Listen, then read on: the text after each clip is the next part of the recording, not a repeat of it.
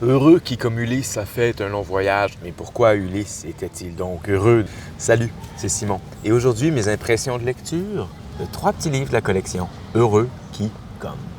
Au Salon du Livre de Genève au début mai, j'ai vu ce petit volume comme ça et un éditeur sympathique qui m'a présenté sa collection. C'est une collection publiée par les éditions Magellan et compagnie en partenariat avec le magazine Géo. Il s'agit à chaque fois d'un lieu décrit par un auteur ou une autrice. Flaubert sur le Caire, George Sand sur Majorque. Et moi, les 3 livres qui m'ont intéressé, c'est Sarah Bernard sur Montréal, Maurice Sand sur le Québec et Heureux qui comme Alexis de Tocqueville sur la frontière. Cette collection-là, c'est vraiment bien fait. C'est tout petit, parfait pour apporter en voyage. Et à chaque fois, la préface met en contexte la vie de l'auteur et la destination géographique. C'est-à-dire pas seulement dire c'est quoi Montréal, mais Montréal au moment où Sarah Bernard passe, qu'est-ce qui s'est passé dans l'histoire récente. Et ensuite, il y a parfois quelques notes de bas de page pour éclaircir certaines choses. Et à la fin, une chronologie. Alexis de Tocqueville est un auteur important pour les réflexions politiques. En 1831, suite aux troubles politiques en France, lui et son ami de Beaumont ont fait un long voyage aux États-Unis. Et c'est là qu'il a pris toutes les notes pour écrire son grand ouvrage « La démocratie en Amérique ». Ils ont pris 2 semaines dans ce voyage-là, avec comme objectif d'aller le plus loin possible à l'intérieur des terres, à la frontière de la civilisation européenne et où commençait donc l'Amérique encore authentique et appartenant aux Autochtones. C'est ce qu'il décrit dans ce petit texte. Le texte, il a été écrit à l'époque, mais à son retour en France, il ne l'a pas publié parce que son ami de Beaumont publiait un texte semblable sur ce séjour. Alors, le texte n'a été publié que de manière posthume en 1860, après la mort de Tocqueville, par son ami de Beaumont lui-même. Le titre original, c'est « 15 jours au désert » et ça a été publié dans la Revue des Deux Mondes. Le deuxième, c'est Maurice Sand sur le Québec. Maurice Sand est le fils de l'écrivaine George Sand.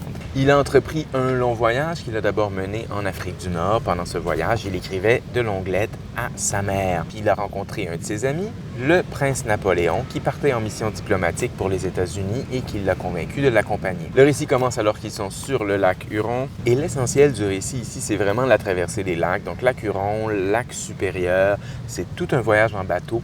C'est très intéressant comment il montre la petite société qu'il y a sur ce bateau-là. Donc d'une part les nobles français, mais d'autre part des petits bourgeois, des bourgeois américains qui sont là pour une espèce de pèlerinage, pour un divertissement, pour aller voir la grande nature du Nord. La partie sur le Québec, elle est très mince. Donc, il y a ça par rapport à tout ça qui se passe donc à Montréal. Il y a une page sur le trajet de train entre Montréal et Québec et il y a une page ou 2 sur Québec. Donc, le titre « Le Québec », c'est bon pour le marketing, c'est intéressant, c'est peut-être pas le titre le plus représentatif. Les plus belles pages qu'il y a là-dedans, c'est sur les Grands Lacs. À la fin de 1862, George Sand a ramassé toutes les lettres que son fils lui a écrites de voyage et les a publiées d'abord dans la Revue des Deux Mondes et puis sous le titre « 6000 lieues à toute vapeur ». C'est d'ailleurs intéressant que Maurice Sand avait lu le texte fraîchement publié d'Alexis de Tocqueville. Une vingtaine d'années plus tard, Sarah Bernard entreprend une grande tournée aux États-Unis. Sarah Bernard, c'est la diva du théâtre français. Elle n'est pas nécessairement connue pour avoir été une bonne actrice. André-Antoine, un des grands metteurs en scène de l'époque, n'aimait pas du tout son jeu, surjoué, plaqué un peu, mais elle était une diva, elle faisait sensation et elle réussit à bien se vendre et elle a fait quand même pas mal d'argent, notamment lors de cette tournée aux États-Unis. Alors ici, il y a un passage qui est tiré de sa biographie. On l'apprend à Boston, va aux chutes du Niagara, retourne un peu aux États-Unis pour enfin arriver à Montréal pour 3 ou 4 représentations. Évidemment que la représentation du 25 décembre a fait se tirer les cheveux sur la tête à l'archevêque. C'est intéressant ici de voir la personnalité de cette diva. Elle est un petit peu insupportable. Par exemple, à un moment donné, ils sont aux chutes du Niagara, tout est glacé, et puis elle voit un gros morceau de glace qui a la forme d'un rhinocéros. Et elle dit « Ah, c'est mon rhinocéros, je vais aller m'asseoir dessus. » Tout le monde lui dit « Non, non, Sarah, va. » Et elle y va. Et dès qu'elle est sur le rhinocéros de glace, elle dit « Oh mon Dieu, je peux pas revenir, venez me sauver, venez me sauver, venez me sauver. » Elle est agaçante, mais ça pique la curiosité, puis ça m'a étrangement quand même donné envie de lire son autobiographie. Son arrivée à Montréal se fait par moins 20 degrés. Elle est frigorifiée et il y a une foule incroyable à la gare de Montréal. Cet épisode, je le connaissais déjà, je l'avais lu dans le texte 350 ans de théâtre au Canada français de Jean Béraud. Et il avait déjà présenté comment Louis Fréchette, un poète national, avait accueilli Sarah Bernard et j'avais le souvenir de cet épisode comme légèrement grotesque. Sarah Bernard est très touchée par le poème que lui lit Louis Fréchette, mais c'est effectivement très pompeux. En voici quelques vers. Salut, Sarah!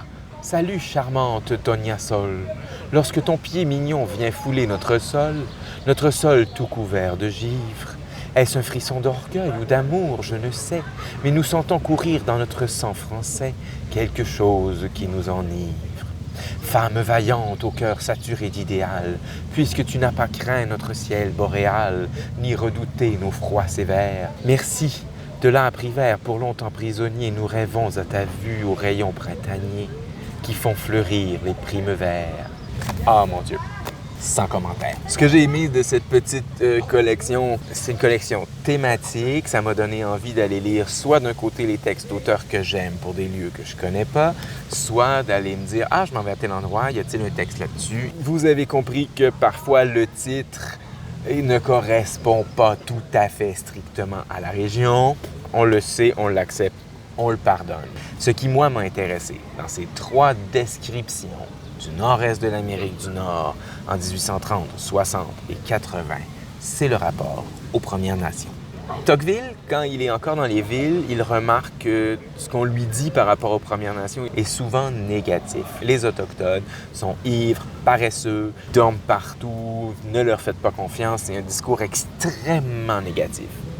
Plus il s'éloigne de la civilisation, plus le discours devient positif et quelqu'un lui dit à un moment donné « On serait bête de devenir colon ici et de se méfier des Autochtones. Sans eux, on n'y arriverait pas. » Il laisse encore plus la civilisation et là, il y a de superbes pages sur des Autochtones. Notamment, un passage qui me reste en tête, ils doivent faire à un moment donné une longue distance. Et ils ont 2 jeunes guides et ils courent plus vite que les chevaux. Et là, il les décrit, c'est superbe de voir leur élégance dans la forêt. C'est véritablement de très belles pages. C'est celui des 3 textes que j'ai préférés parce qu'il est notamment complet et les réflexions qu'il fait justement sur le rapport entre les Autochtones et les colons européens, la manière dont il montre l'influence de la culture européenne sur le mode de vie traditionnel, c'est vraiment très intéressant.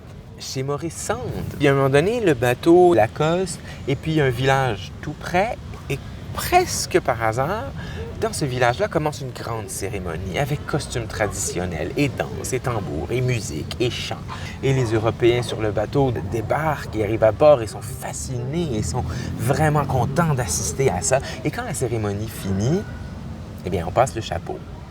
Et c'est intéressant de voir comment ils ont réalisé qu'il y a un intérêt pour le folklore. Et là, tout d'un coup, le folklore, ou ce qui pour eux est une tradition, se met à être objet de commerce. Et donc, on voit, si on compare, qu'il y a 30 ans de différence ici, on voit une certaine évolution du rapport entre autochtones et non-autochtones.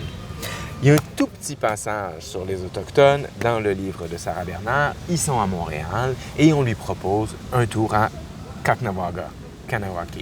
On prend des traîneaux, on traverse le fleuve gelé, et là, les descriptions sont super belles, Sarah Bernard est enjouée, mais la page sur Kahnawake est véritablement troublante. Elle décrit les conditions de misère et elle déplore l'influence qu'ont eu les Européens sur le mode de vie traditionnel. C'est vraiment un passage très triste, mais qui nous montre encore une fois le rapport entre la colonisation et le mode de vie traditionnel. Et donc, pourquoi Ulysse était-il heureux de ce long voyage?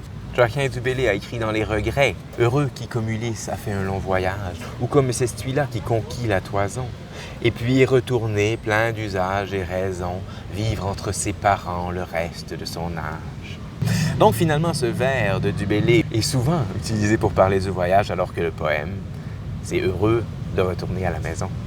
C'était mes impressions de lecture de la collection Heureux qui comme, publiée chez Magellan. Merci d'avoir été à l'écoute.